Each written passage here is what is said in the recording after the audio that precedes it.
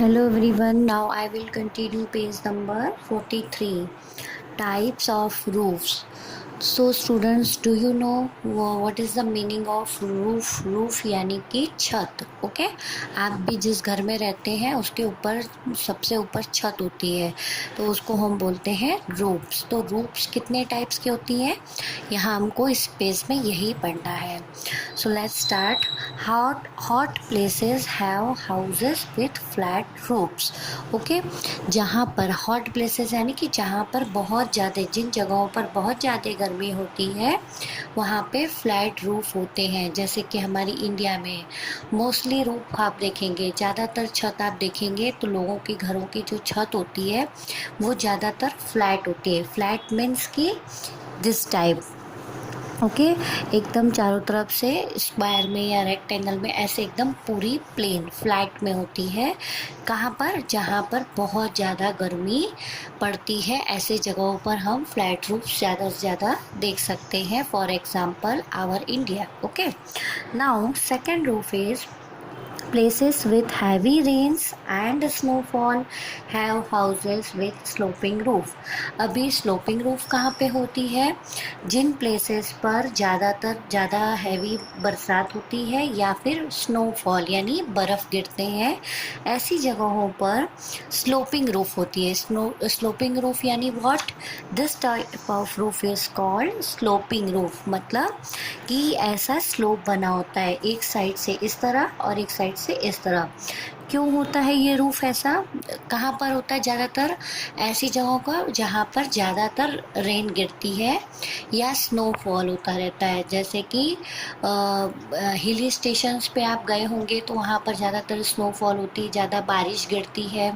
ठीक है, इसके अलावा आउट ऑफ कंट्री में जैसे कि लंदन, अमेरिका, ये सब कंट्री में ज़्यादातर ठंडी होती है तो वहाँ पे जो रूफ़ होती है वो mostly we can see sloping roof. Okay, वहाँ पर हम स्लोपिंग रूफ़ देख सकते हैं क्योंकि वहाँ पर ज़्यादातर बारिश, स्नोफॉल वगैरह ज़्यादातर होता रहता है.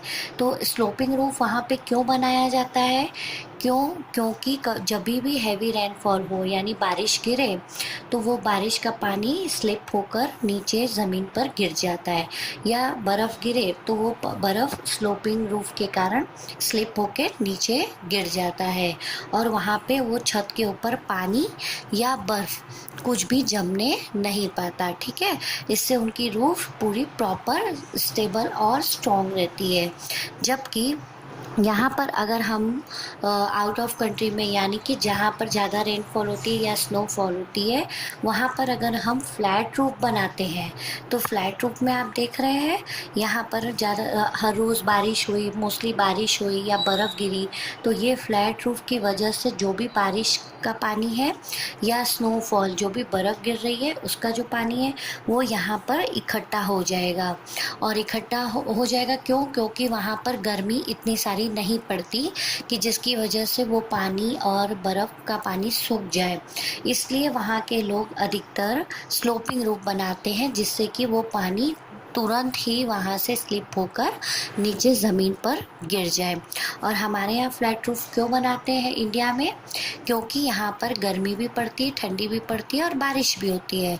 तो जैसे ही बारिश होती है, बारिश के बाद धूप भी निकलती है, गर्मी भी होती है तो ये पानी सूख भी जाता है. आप देखते हो कभी तेज़ बारिश गिरती है तो एक दिन गिरती है या 2-4 घंटे गिरती है और थोड़ी देर टाइम के बाद वो पानी सूख जाता है. तो इस तरह हमारे जो कंट्री है वहाँ पे गर्मी की वजह से, हॉट प्लेसेस की वजह से ऐसी रूफ्स होती है क्योंकि यहाँ पानी अगर इकट्ठा भी हो तो वो सूख जाता है. जबकि आउट ऑफ कंट्री यानी रेनफॉल जहाँ पर स्नोफॉल होते हैं वहाँ पर ज़्यादातर बारिश होती रहती है, ज़्यादातर बर्फ़ गिरती रहती है, इसलिए वहाँ के लोग इस तरह का स्लोपिंग रूफ बनाते हैं. So students, roofs are 2 types, sloping and flat roof. ठीक है, नेक्स्ट है हमारा I will complete this sentence. This helps snow and rainwater to slide down the roofs. मैंने अभी आपको बताया कि वो पानी को नीचे स्लाइड करने में हेल्प करते हैं. नेक्स्ट है हमारा topic a good house. What is a good house? Good का मीनिंग तो आप सबको पता है. अच्छा हाउस क्या होता है? A house that is neat and clean is a good house. जो हाउस हमेशा साफ सुथरा रहता है उसको ही हम गुड हाउस कहते हैं. It must have the following things in it. इनके अंदर नीचे जो चीज़ें दी गई है, नीचे जो बातें दी गई हैं वो हम ज़रूर से होनी चाहिए. क्या होने चाहिए? Many doors and windows to let in sunlight and fresh air. जितने भी दरवाजे और खिड़कियां हैं उनमें दरवाजे और खिड़कियां ज़्यादातर होना चाहिए जिससे कि सूरज की रोशनी और फ्रेश एयर हमारे घर में आ सके. Lots of plant. हमारा जो घर है, गुड हाउस है, वो नीट एंड क्लीन होने के साथ साथ उसके चारों तरफ बहुत सारे पेड़ पौधे भी होने चाहिए. अगर हमारे घर के आसपास हम कहीं पेड़ पौधे नहीं लगा सकते तो हम कुछ पॉट्स वगैरह लाके भी, मिट्टी के जो पॉट्स मिलते हैं वो अर्थन पॉट्स वगैरह लाके भी हम प्लांट्स को वो लगा सकते हैं. नेक्स्ट है डस्टबिन्स टू थ्रो वेस्ट. और जो भी बेकार की चीज़ें हैं उनको हमें डस्टबिन के अंदर ही वेस्ट चीज़ों को फेंकना चाहिए. तभी हमारा घर क्या होगा? पूरी तरह से गुड हाउस कहलाएगा.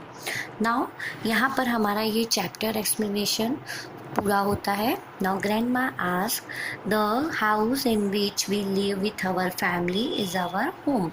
हम हमारे घर में हमारी फैमिली के साथ रहते हैं. What does living together teachers.